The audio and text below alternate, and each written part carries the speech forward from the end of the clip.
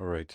Hammers of Misfortune have been around for quite a long time. I won't say that I followed them from the start, but I was a Slewfeg fan around the time they started, and I sort of picked them up probably one or two albums in, and I found like the main guy behind the group was a guitarist in that band, and that was sort of the reason why I liked his stuff. I felt like Slewfeg lost something when he left that band, and Hammers of Misfortune lost something when the lead guy from Slewfeg left that group. So anyway, basic upfront context for a band that's been around for quite a long time. Um, so, well, where do I start with this? This band has a very long history that dates back to the 90s, and as Unholy Cadaver, and I could go on and on about their history as I do in here. This is mostly there because I haven't covered the band before, because their last record was in 2016, and it made sense to kind of detail where I'm coming from with their general discography. The way I see it, and I'll be brief, is that they started out with a really great idea, and it morphed into a pretty good 70s style progressive rock band, and it kind of lost some of the people who made it special, brought on people who were just okay, and really I was there for the guitar work and the keyboard work or the organ work at the that sort of 2016 juncture where they came back, and I think their 20 Dead Revolution is a very underrated album. It's really fantastic to revisit. It's one of their best, and I won't go on about their past discography any more than that because Overtaker is something else entirely. It is a progressive thrash metal album with the personality of Hammers of Misfortune all over it. And that doesn't mean that it's a thrash opera or anything like that. It's very much a riff focused and almost as if there's uh, the guitar and keyboard interplay is as fine as a lot of technical thrash metal bands of the late 80s were with two guitarists, and that's really a testament to both the keyboard organist and the guitarist who put together the band. John Corbett, I think is his name, and so right, so Vector broke up, or some people split off of Vector for reasons, and that drummer hooked up with this guy who moved to Montana around that time, and Hammers of Misfortune wasn't sure if they were going to continue. The years went on, and he started making music, not specifically for Hammers of Misfortune, and that led him down a path of creating thrash. And this isn't a crazy transformation of the band if you consider where they'd started out, what they'd always sounded like, and the fact that there was always a little bit of thrash metal or speed metal in all of the work that he'd done as a guitarist. I think that's more obvious in hindsight, and it's really uh, not going to be what you're looking for if you caught on with the band after 2009 or so.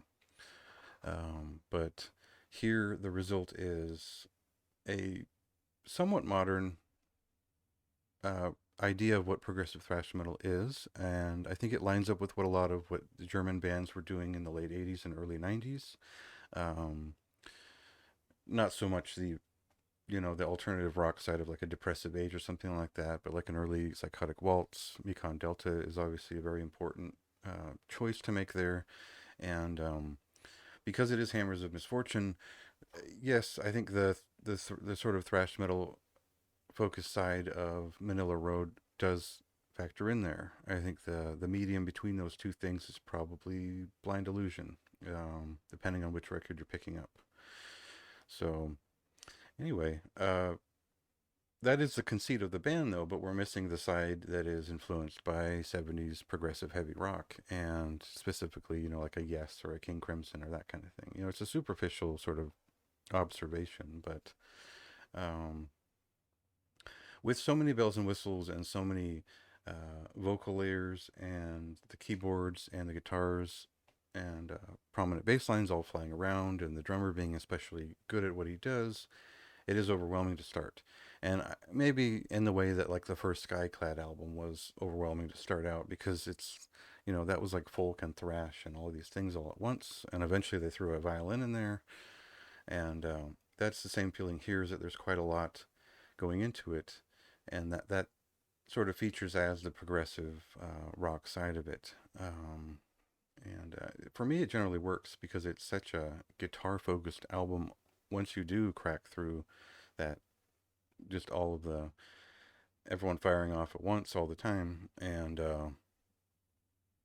I, it's not as chaotic as it seems. And I think after what 4 or 5 listens, it became clear that what they were doing was very much in line with the history of early progressive metal, as it came from like speed metal and thrash metal, in that point of view in the early, especially the late 80s, but also the early 90s. I don't want to say that this is dated or it sounds dated or it tries to shoot for a retro sound or anything like that, but by virtue of the combination in mind, it does find an interesting juxtaposition and conglomeration of both 70s and 80s affect. And it's pretty crazy. It's a crazy sort of thing to sit with. Thankfully it's only like about a 45-minute album. They pull it off pretty cleanly, and it's just they pack so much into this record that I think it will overwhelm before it impresses a lot of people. And that specifically works very well for me. I know that it will last well over time because I do have a large collection of progressive thrash metal albums. I do enjoy progressive thrash metal quite a bit. And I find this to be a pretty unique example of it that really goes a lot harder on the actual progressive music influences and not just compares the usual standards of like street level thrash with something a little bit more accomplished. This is going for more than just an accomplished um, feat, but also creating music that's actually influenced by progressive rock and not so much progressive metal either. So I thought this was a unique and interesting record. I think it's one of the best of December. And even if you don't care about thrash, I think if you're already a fan of Hammers of Misfortune, you'll understand what this record is and why it's cool. It's cool that they were able to just do this, and I hope they do more of it. I hope that it's popular because they have further places they could take it. There's, thrash is a sort of, it's just a medium, and when you add in the progressive elements, it could become any number of things. So I like to see that before they move on from that. So a lot more, quite a lot more written in the review. You could check that out and see if that's your thing.